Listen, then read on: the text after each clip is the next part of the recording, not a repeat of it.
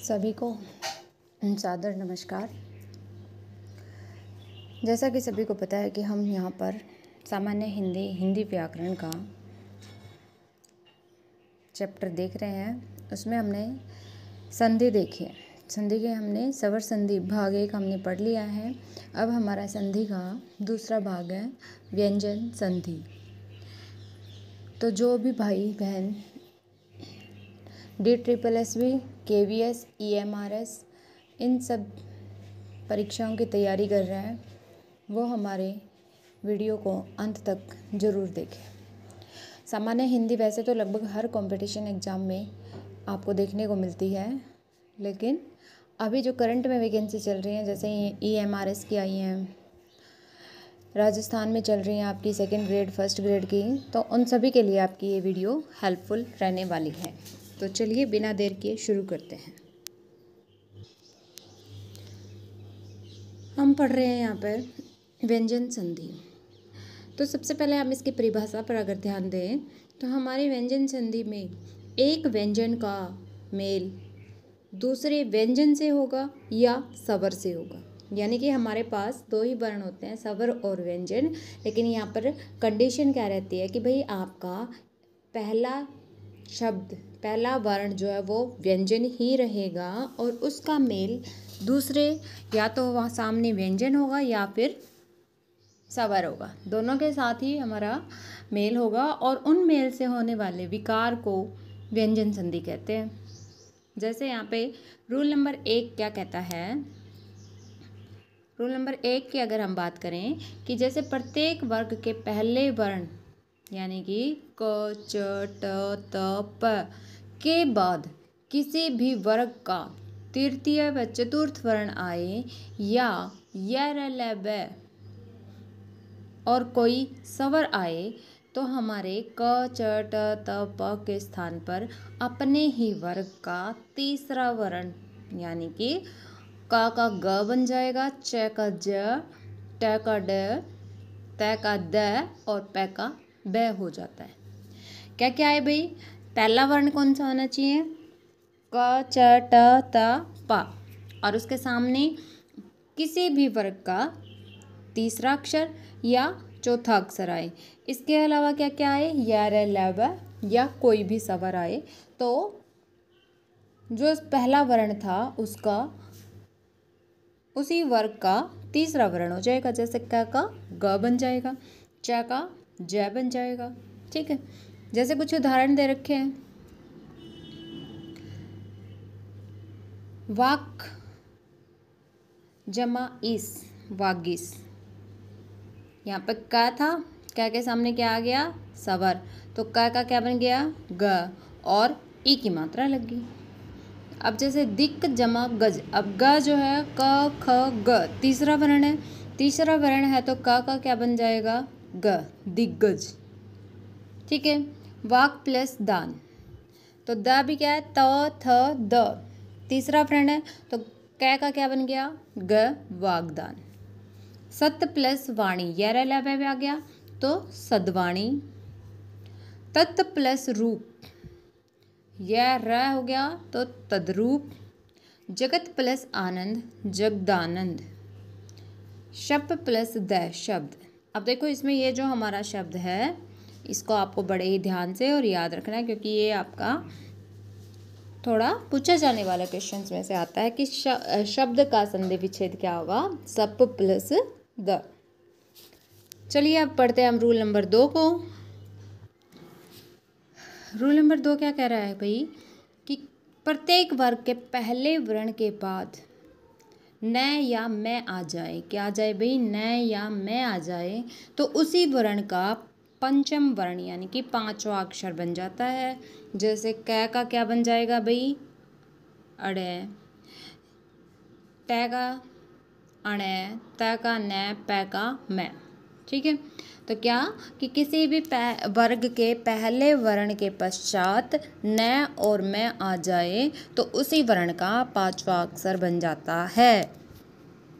उदाहरण देखते हैं, वाक प्लस मैं, अब क जो पहला वर्ण है और मैं आ गया तो क का क्या बन गया, अड़े, वाड़म्य, वाम्य बोला जाएगा। सट प्लस मास षणमास, जगत प्लस नाथ जगन्नाथ, अप प्लस मैं, पै का मैं बन जाएगा अम्य। तो ये हमारा था रूल नंबर 2। रूल नंबर 1 ने क्या कहा था कि भाई किसी भी वर्ग के पहले वर्ण के पश्चात उसी वर्ण का तीसरा या चौथा अक्षर आए, या र ल व आए या कोई स्वर आए तो उसी वर्ग का तीसरा अक्षर बन जाता था। ठीक है। रूल नंबर 2 ने क्या कहा कि भाई किसी भी वर्ग के पहले वर्ण के पश्चात मैं या न आए तो उसी वर्ण का पांचवा अक्षर बन जाता है। अब पढ़ते हैं रूल नंबर 3 कि यदि मैं के बाद कोई स्पर्श व्यंजन आए तो मैं जुड़ने वाले वर्ण के वर्ग का पंचम वर्ण अनुस्वार हो जाता है। क्या कहा इसमें कि मैं के बाद कोई स्पर्श व्यंजन आए तो मैं का अनुस्वार हो जाता है। जैसे उदाहरण देखें तो अहम प्लस कार अहंकार, किम प्लस चित किंचित, सम प्लस गम संगम, सम प्लस तोष संतोष। लेकिन इसमें कुछ अपवाद हैं। क्या कि जैसे सम प्लस कृत आ गया तो संस्कृत हो गया, सम प्लस कृति आ गया तो संस्कृति हो गया।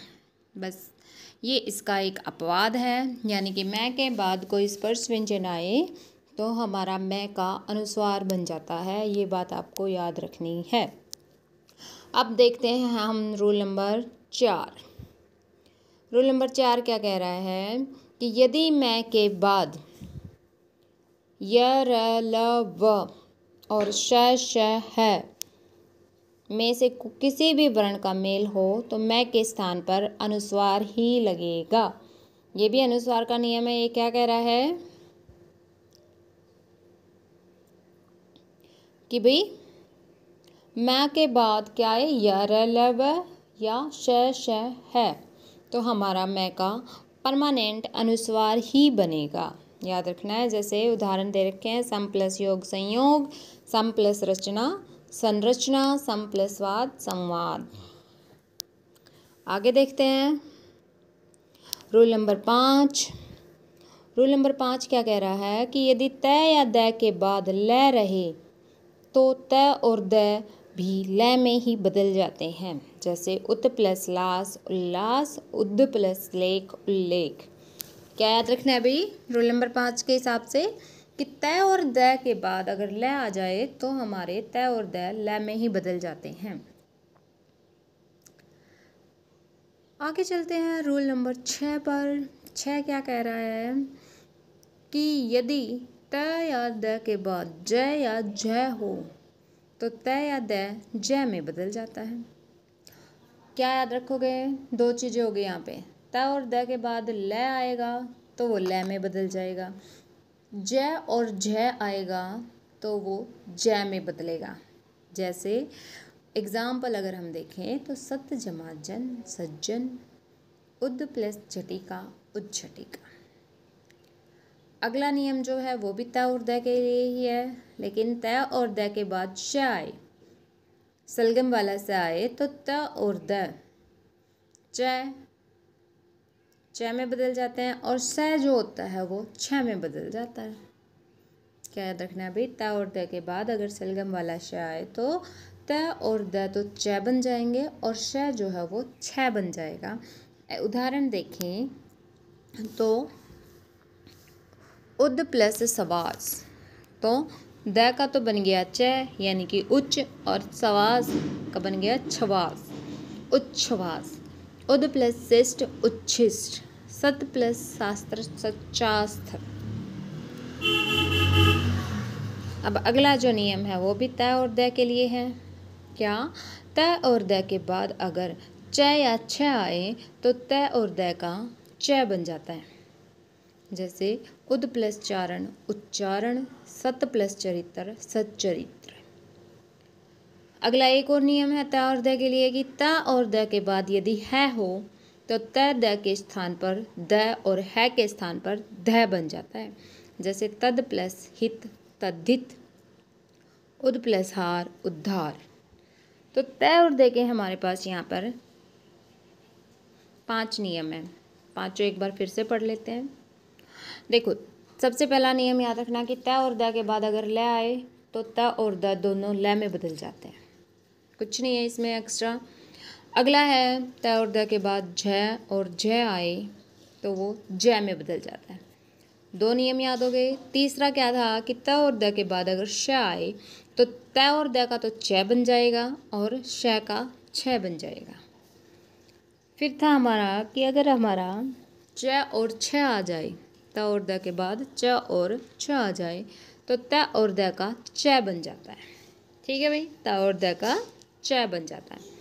रूल नंबर 5, त और द के बाद अगर है आ जाए तो त और द के स्थान पर द और है के स्थान पर ध बन जाता है। अब 2 नियम ऐसे हैं जैसे श और है का कि इसमें त और द तो आपके बदलेंगे ही, साथ में अगला वर्ण भी बदलेगा। तो ये थोड़ा सा आपको ध्यान रखना है।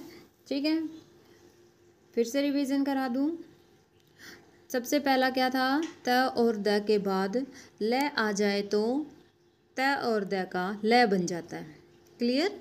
दूसरा नियम क्या था, त और द के बाद ज और झ आ जाए तो त और द का च बन जाता है। क्लियर ये भी।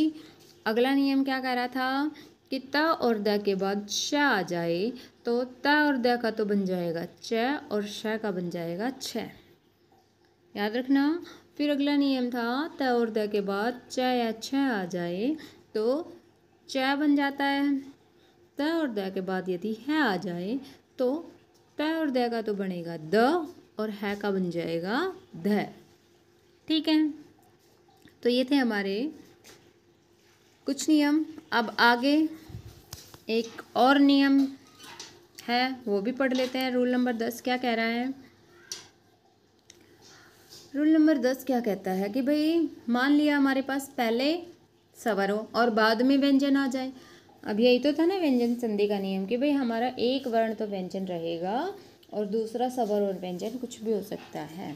तो हमारे अगर पहले पद के अंत में स्वर हो और आगे पद का पहला वर्ण छ हो तो छ के स्थान पर च आधा च और छ हो जाता है। जैसे अनु प्लस छेद अनुच्छेद, परि प्लस छेद परिच्छेद।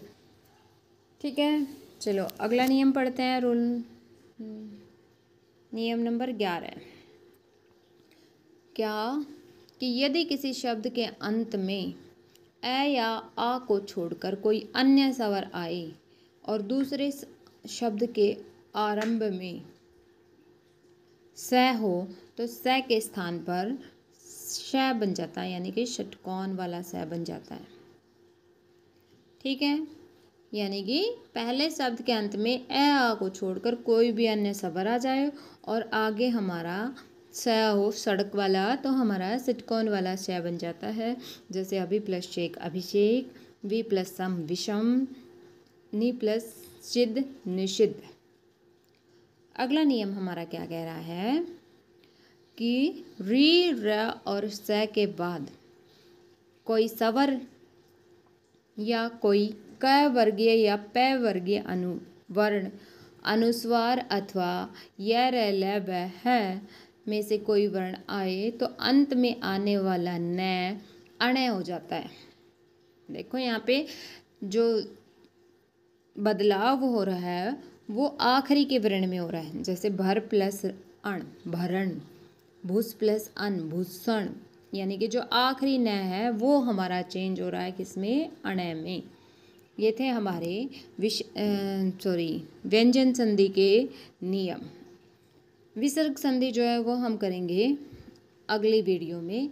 तो एक बार थोड़ा सा वापस से 12 के 12 नियम फटाफट रिवाइज करवा देती हूँ। चलिए शुरू करते हैं रूल नंबर 1 से। नियम नंबर 1 कह रहा है कि भाई किसी भी वर्ग के पहले वर्ण के बाद उसी वर्ण का तीसरा या चौथा वर्ण आए या य र ल व आए या कोई स्वर आए तो उस पहले वर्ण का तीसरा वर्ण बन जाता है। रूल नंबर 2 क्या कह रहा है कि भाई किसी भी वर्ण के किसी भी वर्ग के पहले वर्ण के बाद यदि न और मैं आ जाए तो उसी वर्ण का पांचवा अक्षर बन जाता है।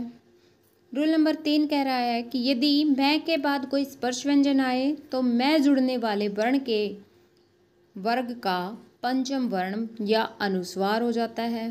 तो हम लगभग यहाँ पर अनुस्वार लगाते हैं। अगला है हमारा अनुस्वार बनने के लिए नियम कि मैं के बाद य र ल व या श है में से किसी भी वर्ण का मेल हो तो मैं का अनुस्वार बन जाता है। रूल नंबर 5 कहता है कि भाई त द के बाद ल आए तो वो ल बन जाता है। रूल नंबर 6 कह रहा है कि त द के बाद ज या झ आए तो वो ज बन जाता है। रूल नंबर 7 कह रहा है कि त और द के बाद यदि श आए तो त और द का तो च बन जाता है और श का छ बन जाता है। रूल नंबर 8 कह रहा है कि यदि त और द के बाद च और छ आए तो च बन जाता है। रूल नंबर 9 कह रहा है कि भाई त और द के बाद यदि है आए तो त और द का तो द बन जाएगा और है का ध बन जाएगा।